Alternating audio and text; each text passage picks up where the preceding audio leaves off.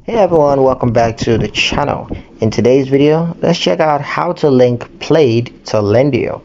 Linking Plaid to Lendio lets you securely connect your bank accounts, enabling real-time transaction synchronizations and accurate cash flow tracking. Let's get into it.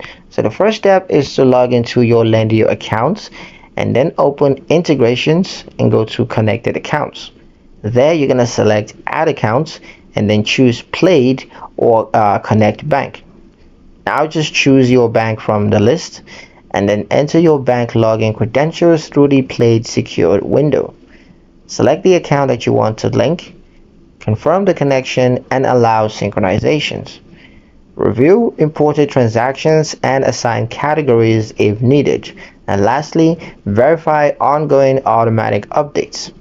Once Plaid is linked, your bank data stays continuously synchronized with Lendio, providing a reliable foundation for budgeting, reporting, and funding decisions.